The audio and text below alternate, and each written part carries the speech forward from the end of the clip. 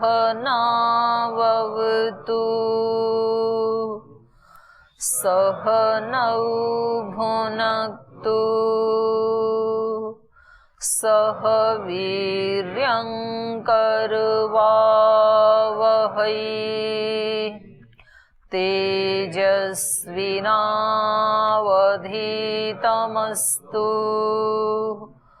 मा विद्विषावहै।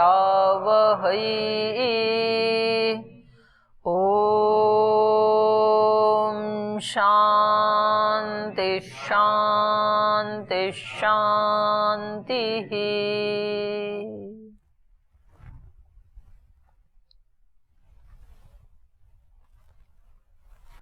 तो ये अश्वपति कैकेयी और जो 6 जिज्ञासु थे उनका संवाद चल रहा था वैश्वानर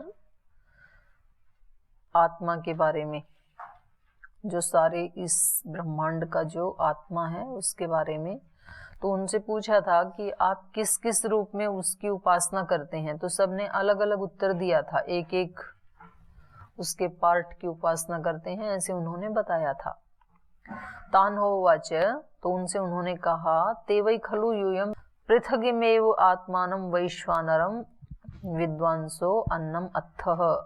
आप सब लोग अलग अलग से ही उस इमम आत्मानम वैश्वानरम, आप अलग अलग रूप से इस वैश्वानर आत्मा को विद्वांस जानते हैं, अन्नम अत्थ और भोग्य पदार्थों का उपभोग कर रहे हैं। यस्तु एतम एवं प्रादेश मात्रम अभिविमानम आत्मानम वैश्वानरम उपास्ते स सर्वेषु लोकेषु सर्वेषु भूतेषु सर्वेषु आत्मसु अन्नम अत्ति।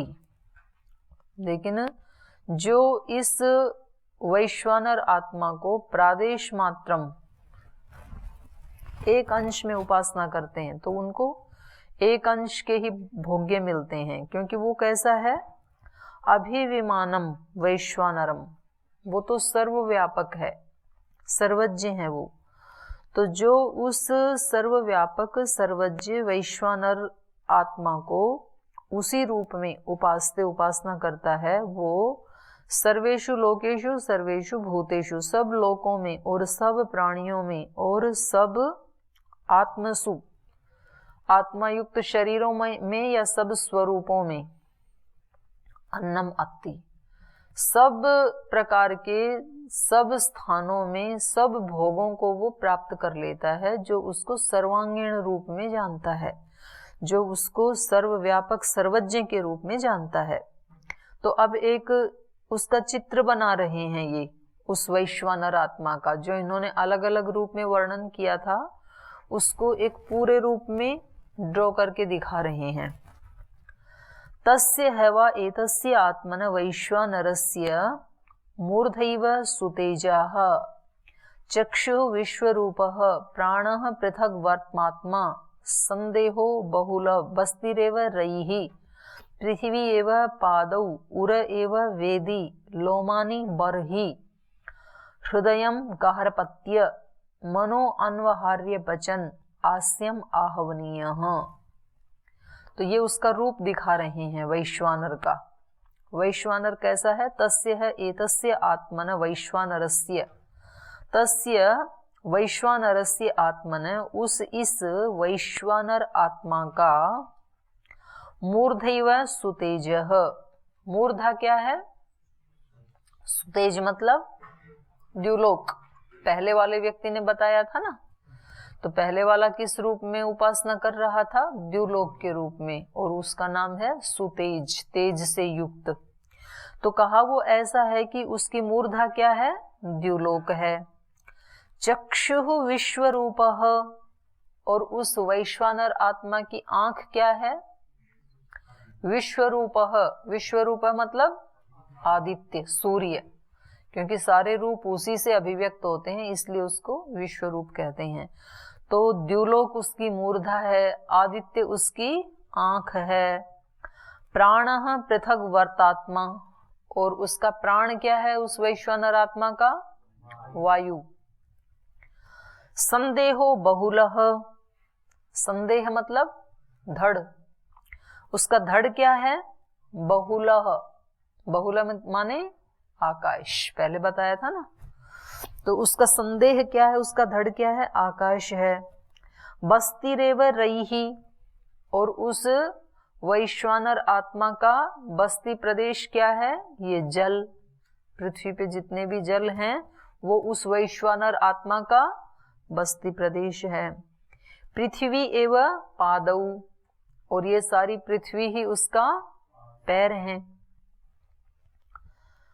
उर एव वेदी, और उर मीन्स छाती, उसकी छाती क्या है?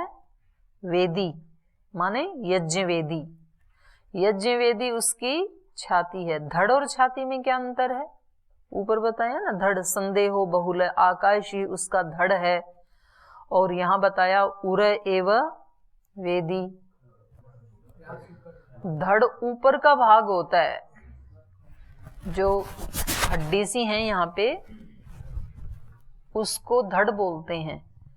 मतलब ये कह सकते हैं आप, स्तन के ऊपर का जो भाग है वो धड़ होता है, इधर तक, यहाँ तक, मतलब इस सिर से नीचे नीचे, और स्तन से ऊपर ऊपर का जो भाग है वो धड़ है, और जस्ट उसके नीचे छाती है फिर उरह।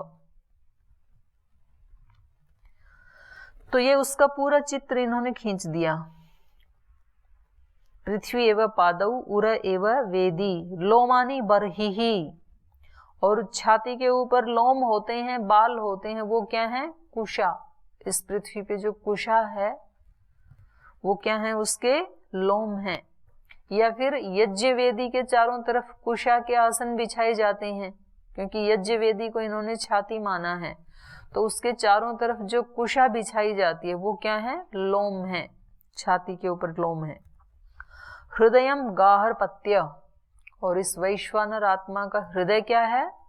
गाहरपत्य अग्नि, गाहरपत्य अग्नि ही उसका हृदय है। मनो अन्वाहार्य पचन, और इसका मन क्या है? वैश्वानर आत्मा का अन्वाहार्य पचन अग्नि है, ये इसका मन है।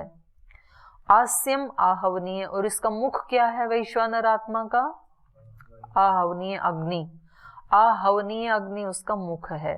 आहवनीय उसको कहते हैं जिसमें आहुति दी जाती है, उसका नाम से स्पष्ट है ना, आहवनीय, जिसमें हवन किया जाता है, हु दाना दनयो, जिसमें आहुति दी जाती है।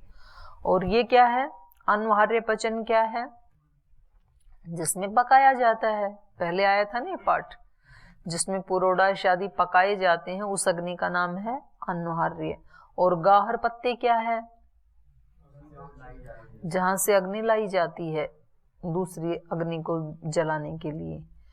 तो ये अग्नि, आहवनी अग्नि उसका मुख है, क्योंकि जो हम आहुति देते हैं हवन करते समय, यज्ञ के समय, तो वो सीधा किसके मुख में चला जाता है? वैश्वानर आत्मा के मुख में चला जाता है, क्योंकि सारे देव उसी में ही तो अंतर्निहित हैं, वैश्वानर में ही तो वो आहुति सब देवों को मिल जाती है। और उसका मुख जो है वो आहवनीय है, क्योंकि मुख में तो खाना डाला जाता है ना, और जब मुख में डालते हैं तो सारे अंग प्रत्यंग को उसकी पुष्टि मिल जाती है। तो आहवनीय अग्नि में जो भी डाला वो सारे ब्रह्मांड का जो एक वैश्वानर रूप है उस सब को मिल जाता है, माने ब्रह्मांड की सब शक्तियां उससे पुष्ट हो जाती हैं जो हम हवन में डालते हैं।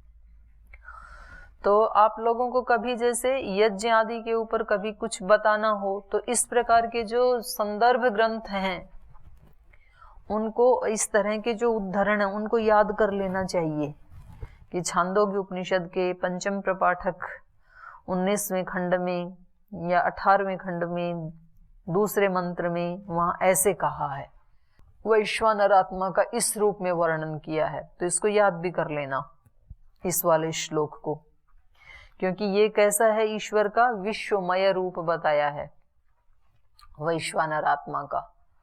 तो जब बात आए कि साकार है कि निराकार है, तो बोले दोनों हैं। तो साकार रूप कैसा है? ये साकार रूप है। आकार बनाना है तो कैसा है? ये वाला श्लोक है। और निराकार है तो इससे अतीत जो है वो निराकार रूप है। तद यद भक्तम प्रथमम आगच्छेत तद होमियम स याम प्रथमाम आहुतिम जुहुयात ताम जुहुयात प्राणाय स्वाहा इति प्राणस्तृप्यति।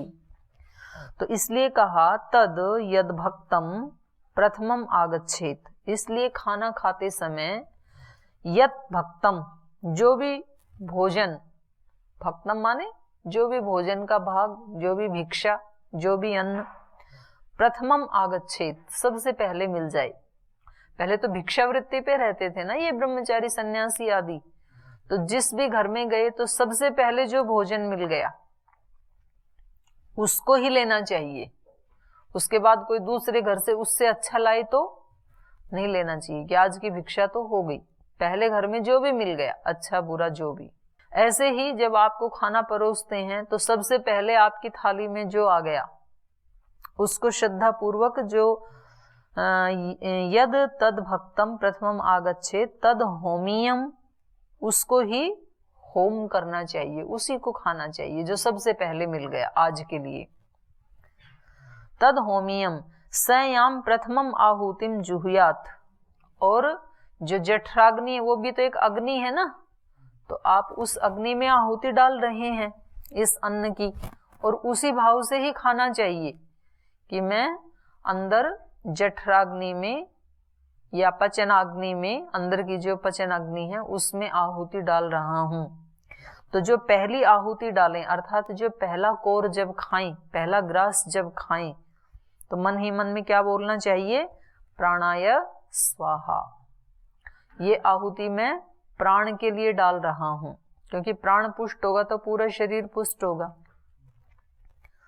तो कह रहे हैं ऐसा कहने से प्राणस्तृप्यति, फिर प्राण तृप्त हो जाता है, ऐसा भाव रखने से, ऐसा सोचने से और ऐसा बोलने से। इसलिए भोजन करते समय किसी से बातचीत ना करने का विधान है। तो उसका साइंटिफिक रीजन तो ये है कि बात करते समय कभी कभी भोजन श्वास नली में चला जाता है, फिर धांस आती है, तो बोलना नहीं है, बात नहीं करनी है उस समय।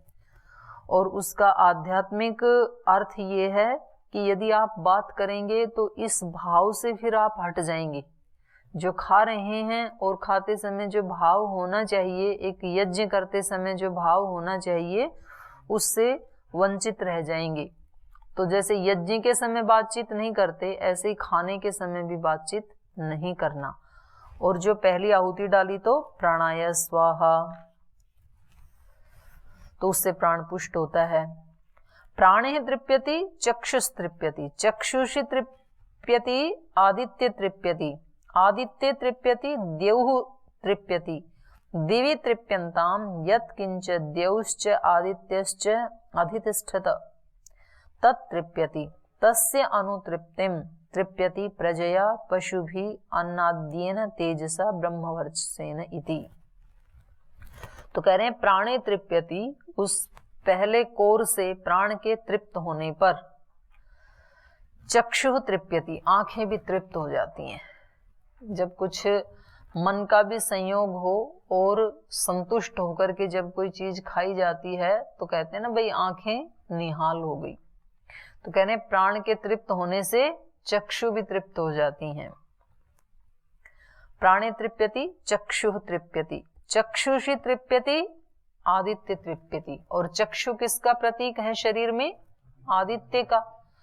तो चक्षु के तृप्त होने से मानो आदित्य तृप्त हो गया, उसी का अंश है ना आदित्य का ही। और आदित्य तृप्यति द्यौः तृप्यति, आदित्य तृप्त हो गया तो मानो पूरा द्युलोक ही तृप्त हो गया। दिवि तृप्यन्ताम, और द्युलोक के भी तृप्त होने पर यत् किंच द्यौश्च आदित्यः आदित्यश्च।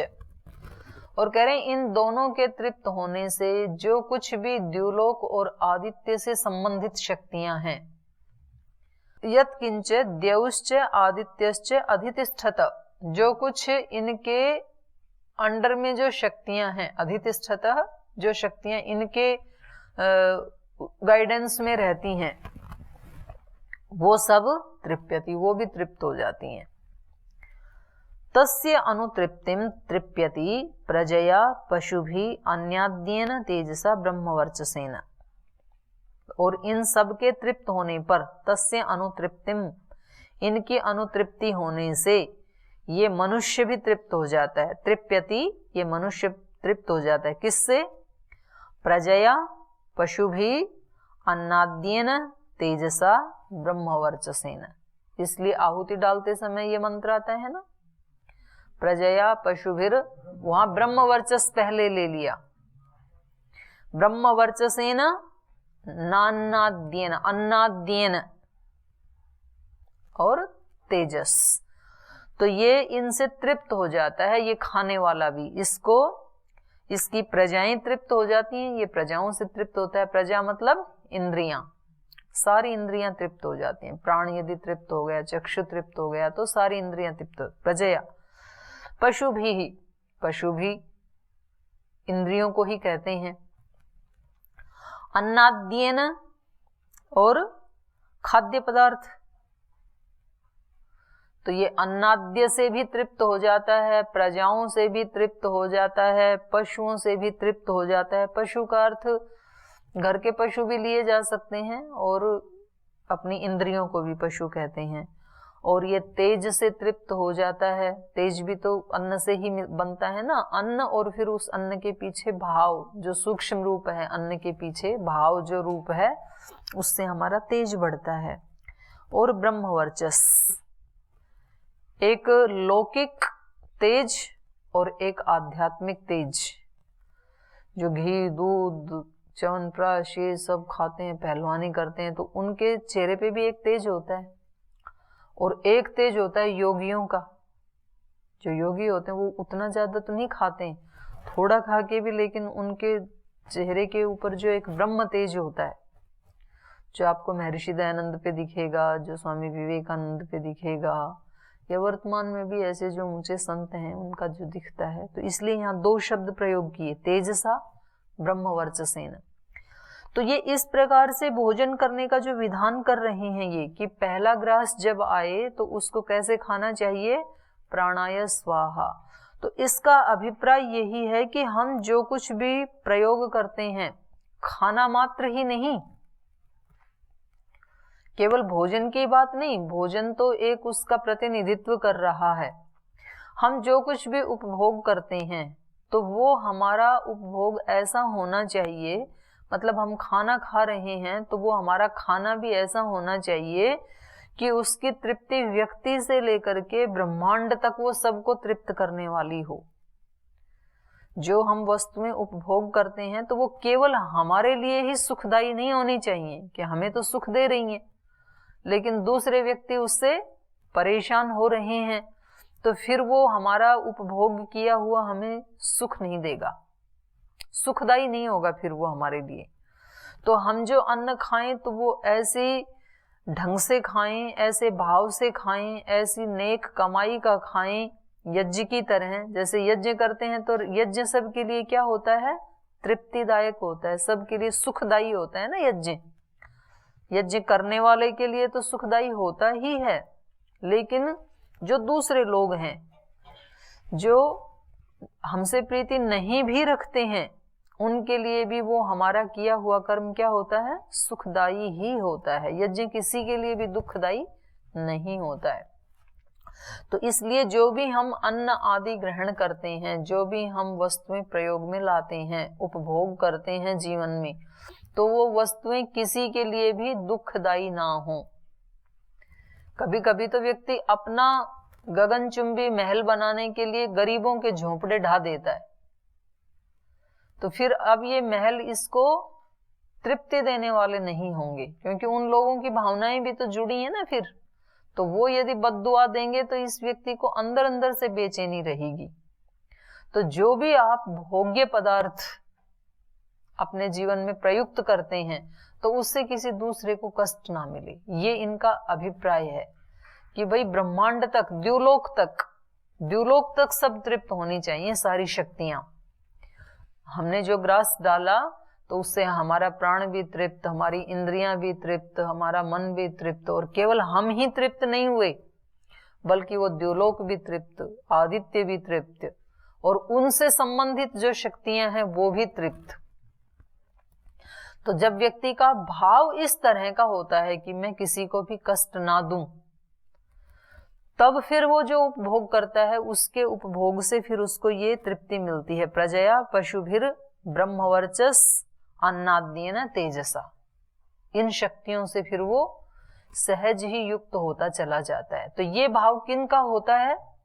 योगी जनों का होता है, जो नित्य अपने आप को योग युक्त रखते हैं, परमात्मा से युक्त रखते हैं। तो वो जो कुछ भी खाते हैं, पीते हैं, पहनते हैं, बोलते हैं, जो भी उपभोग करते हैं, वो सब उनका किस भाव से युक्त होता है? सबके लिए वो सुखदायी हो। सर्वे भवन्तु सुखिनः सर्वे सन्तु निरामया सर्वे भद्राणि पश्यन्तु मा कश्चित् दुःख भाग् भवेत्, इस भावना से उपभोग करते हैं वो। तो इसलिए फिर उनके क्या क्या बढ़ जाते हैं? प्रजया पशुभिः अन्नाद्येन ब्रह्मवर्चस तेज, वो सब वस्तुएं उनकी बढ़ती हैं। इन वस्तुओं से ये सब वस्तुएं मिलके उसको बढ़ाती हैं, उस योगी को। फिर आगे कहा अथयाम द्वितीयां जुहुयात ताम जुहुयात व्यानाय स्वाहा इति व्यानस्तृप्यति। और जब दूसरा ग्रास खाए तो क्या बोले? व्यानाय स्वाहा, तो दूसरे कोर में व्यान के लिए मैं ये आहुति दे रहा हूं, इससे मेरा व्यान परिपुष्ट हो, दोष मुक्त हो, शक्ति युक्त हो। तो ऐसा कह करके, ऐसा भाव रख करके जब दूसरा ग्रास खाते हैं तो व्यानः तृप्यति, व्यान तृप्त हो जाता है। व्याने तृप्यति श्रोत्रम तृप्यति, श्रोत्रे तृप्यति चंद्रमा तृप्यति, चंद्रमसि तृप्यति दिशस् तृप्यन्ति, दिक्षु तृप्यन्तीषु यत्किंच दिशश्च चंद्रमाश्च अधितिष्ठन्ति तत्तृप्यति, तस्य अनुतृप्तिं तृप्यति प्रजया पशुभिः अन्नाद्येन तेजसा ब्रह्मवर्चसेन इति। और दूसरे कोर से व्यान के तृप्त होने से श्रोत्र तृप्त हो जाते हैं, और श्रोत्र के तृप्त होने से चंद्रमा तृप्त हो जाता है, और चंद्रमा के तृप्त होने से दिशाएं तृप्त हो जाती हैं, और दिशाओं के तृप्त होने से जो कुछ भी दिशश्च चंद्रमाश्च अधितिष्ठन्ति, दिशाओं और चंद्रमा के अधिकार में है, वो सब तृप्यति, वो सब तृप्यन्ति ही, वो सब तृप्त हो जाते हैं। दिशश्च चंद्रमाश्च अधितिष्ठन्ति तत्तृप्यति, जो कुछ भी इनके अधिष्ठित हैं, जिनको ये अपने अंदर धारण करते हैं, वो सब तृप्त हो जाते हैं। तस्य अनुतृप्तिम, और इन सब की तृप्ति के पश्चात, इन सब के तृप्त होने से तृप्यति, ये साधक भी तृप्त हो जाता है। प्रजया पशुभिः अन्नाद्येन तेजसा ब्रह्मवर्चसेन इति। तो ये प्रजाओं से, पशुओं से, अन्नाद्येन खाद्य पदार्थ, भोजन, अन्न आदि से, तेजसा लौकिक तेज से, ब्रह्मवर्चसेन आध्यात्मिक तेज से, ब्रह्म तेज से, इन सब से ये भी तृप्त हो जाता है, इसकी भी ये बढ़ती हैं। अथयाम तृतीयाम जुहुयात, और जब तीसरा कोर खाए तो ताम जुहुयात अपानाय, तो वो अपान के लिए बोले अपानाय स्वाहा इति अपानस तृप्यति। तो जब तीसरा कोर डाले तो वो अपान नामक जो प्राण है उसकी पुष्टि के लिए डाले, जो कि पूरे शरीर की सफाई करता है। अपाने तृप्यति वाक् तृप्यति, वाचि तृप्यन्ताम अग्निः तृप्यति, अग्नौ तृप्यति पृथिवी तृप्यति, पृथिव्यां तृप्यन्ताम यत्किंच पृथ्वी च अग्निश्च अधितिष्ठतः तत्तृप्यति, तस्य अनुतृप्तिं तृप्यति प्रजया पशुभिः अन्नाद्येन तेजसा ब्रह्मवर्चसेन इति। और जब तीसरा कोर डाले तो उसको बोले अपानाय स्वाहा, और अपान के तृप्त होने से वाक् तृप्यति, वाणी तृप्त हो जाती है। वाचि तृप्यन्ताम अग्निः तृप्यति, और वाणी के तृप्त होने से अग्नि तृप्त हो जाती है। अग्नौ तृप्यति पृथ्वी तृप्यति, और अग्नि के तृप्त होने से तो सारी पृथ्वी ही तृप्त हो गई। पृथिव्याम तृप्यंताम यत्किंच पृथ्वीश्च अग्निश्च अधितिष्ठत, और इस पृथ्वी के तृप्त होने से पृथ्वी और अग्नि के नियंत्रण में इन्होंने जिन शक्तियों को धारण किया है वो सब शक्तियां तृप्त हो जाती हैं। तस्य अनुतृप्तिम, उनके तृप्त होने से, प्रजया पशुभि अन्नाद्येन तेजसा ब्रह्मवर्चसेन, इन सब से ये साधक भी तृप्त हो जाता है। अथयाम चतुर्थीम जुहुयात ताम जुहुयात समानाय स्वाहा, और जब चौथा कोर खाने लगे तो क्या बोले? समानाय स्वाहा, समान के लिए ये आहुति है मेरी। तो इससे समानस तृप्यति, तो इससे समान तृप्त हो जाता है। समान नाम का जो प्राण है वो तृप्त हो जाता है। समाने तृप्यति मनस तृप्यति, समान के तृप्त होने से मन तृप्त हो जाता है। मनसी तृप्यति पर्जन्य तृप्यति, और मन के तृप्त होने से बादल तृप्त हो जाता है, पर्जन्य तृप्त हो जाता है। पर्जन्य तृप्यति विद्युत तृप्यति, और जब पर्जन्य तृप्त हो जाता है तो विद्युत भी तृप्त हो जाता है। विद्युति तृप्यंताम यत्किंच विद्युच्च पर्जन्यश्च अधितिष्ठतः तत्तृप्यति, और विद्युत के तृप्त होने पर जो कुछ भी विद्युत और पर्जन्य के अधिष्ठित है, उनके नियंत्रण में है, वो सब शक्तियां अनुतृप्त हो जाती हैं। तस्य अनुतृप्तिम, इन ऊपर वाले सब की तृप्ति होने से, तृप्यति प्रजया पशुभिर अन्नाद्येन तेजसा ब्रह्मवर्चसेन इति, तो इन सभी शक्तियों से ये साधक भी तृप्त हो जाता है। अथयाम पंचमीम जुहुयात ताम जुहुयात उदानाय, और जब पांचवा ग्रास खाए तो क्या बोले? उदानाय स्वाहा इति उदानः तृप्यति, तो ऐसा कहने से फिर उदान तृप्त हो जाता है। और उदान के तृप्त होने से, उदाने तृप्यति त्वक् तृप्यति, त्वचि तृप्यंताम वायु तृप्यति, वायु तृप्यंताम आकाशः तृप्यति, आकाशे तृप्यति यत्किंच वायुश्च आकाशश्च अधितिष्ठतः तत्तृप्यन्ति, तस्य तत्तृप्यति, तस्य अनुतृप्तिम तृप्यति प्रजया पशुभिः अन्नाद्येन तेजसा ब्रह्मवर्चसेन इति। तो उदान के तृप्त होने से त्वक तृप्त हो जाता है, त्वचा के तृप्त होने से वायु तृप्त होता है, वायु के तृप्त होने से आकाश तृप्त हो जाता है, आकाश के तृप्त होने से जो कुछ भी वायु और आकाश के अधिकार में है वो सब शक्तियां तृप्त हो जाती हैं। और इनके तृप्त होने से ये साधक प्रजाओं से, पशुओं से, अन्नाद्येन भोज्य पदार्थों से, लौकिक तेज से और आध्यात्मिक तेज से, ब्रह्म वर्चस से तृप्त हो जाता है। तो ये पांच आहुति प्रतिनिधित्व करती हैं पांचों प्राणों का। मतलब इतना इतना ही डालें जिससे पांचों प्राण पुष्ट संतुष्ट हो जाएं, बहुत ज्यादा खाने की आवश्यकता नहीं है, इतना ही खाएं जिससे पांचों प्राण पुष्ट हों। और जो पांचों प्राण पुष्ट हैं वो इस तरह से पुष्ट हों कि उसमें किसी दूसरे को कष्ट ना हो। हमारी पुष्टि, तृप्ति, संतुष्टि के साथ साथ ये पूरा ब्रह्मांड ही संतुष्ट हो जाए, इस तरह से हमें वस्तुओं का उपभोग करना चाहिए। तो ये आगे कल प्रसंग और चलेगा, अभी समय हो गया, यहीं पाठ को विराम देते हैं।